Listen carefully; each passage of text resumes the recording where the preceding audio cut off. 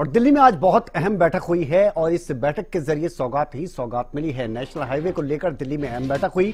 केंद्रीय परिवहन मंत्री नितिन गडकरी और मुख्यमंत्री नायब सिंह सैनी की अगर बात करें, उनके बीच में 1 घंटे से ज्यादा समय तक चर्चा हुई। इस बैठक की अगर बात की जाए तो कैबिनेट मंत्री रणवीर गंगवा और बीजेपी प्रदेश अध्यक्ष मोहनलाल बड़ोली भी इसमें मौजूद रहे। बैठक के बाद मुख्यमंत्री नायब सिंह सैनी की तरफ से जानकारी दी गई कि 12 मुद्दों को लेकर हम पहुंचे थे और सभी को मंजूरी मिली है।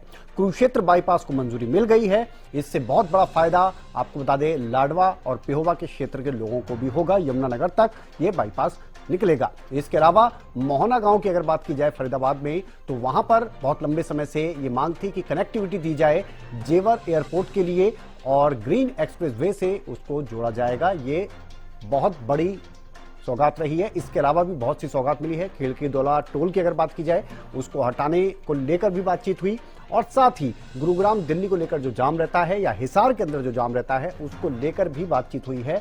उस पर भी अब काम शुरू हो जाएगा।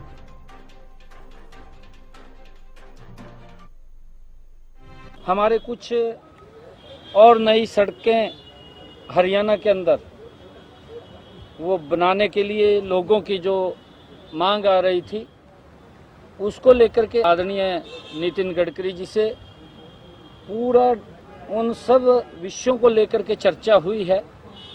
और मुझे खुशी है कि आज हरियाणा के 12 इशू लेकर के आए थे, 12 के 12 को आज मंजूरी मिली है।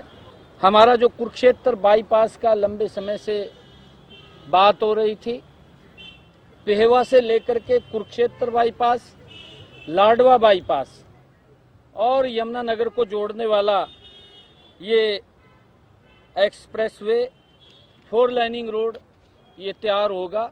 आज इसकी मंजूरी मिल गई है। इसकी शीघ्र ही डीपीआर तैयार होकर के उसके ऊपर काम चालू होगा। हमारा जो फरीदाबाद का जेवर एयरपोर्ट को जोड़ने वाला ग्रीनफील्ड एक्सप्रेसवे, जो हमारा फरीदाबाद के अंदर एक 12 किलोमीटर के पैच को एलिवेटेड बनाने का निर्णय भी आज हुआ है, उसकी भी मंजूरी आज मिली है और उसके ऊपर चर्चा हो गई है।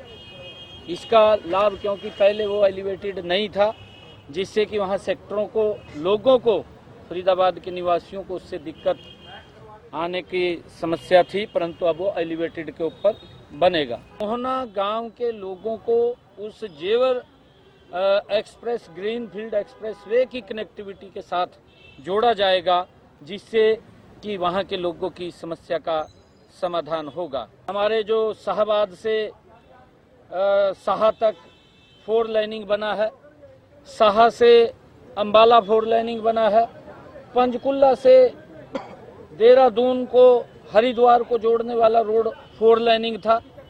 उस बीच में साहा चौक के ऊपर कुछ मिसिंग पॉइंट थे।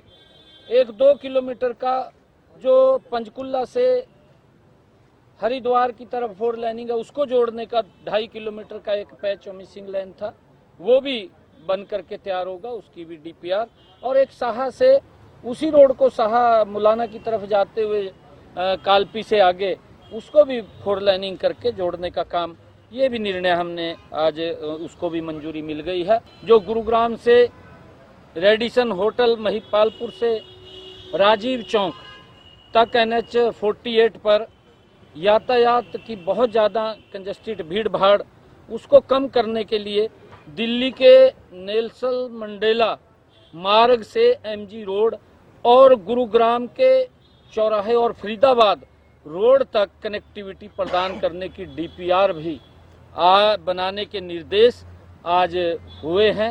एक गुरुग्राम फरूक नगर झज्जर कॉरिडोर, उसको चौड़ीकरण करने का भी आज निर्णय हुआ है।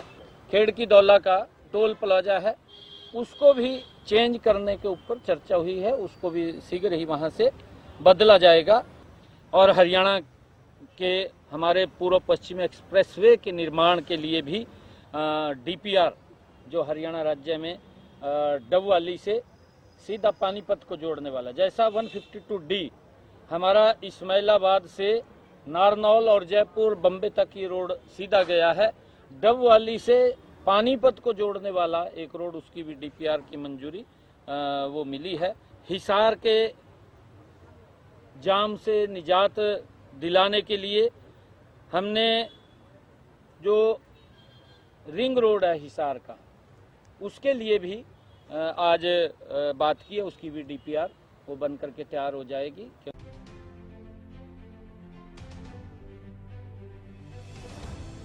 ने खुद इस बात की जानकारी दी है कि किस तरह से आने वाले समय में हरियाणा में जो सड़कों का जाल है वो और ज्यादा बिछाया जाएगा। नई सड़कों की मांग थी, वो काफी मांगे पूरी हो चुकी हैं और साथ ही जाम से मुक्ति को लेकर भी बातचीत हुई है, उस पर भी काम होगा।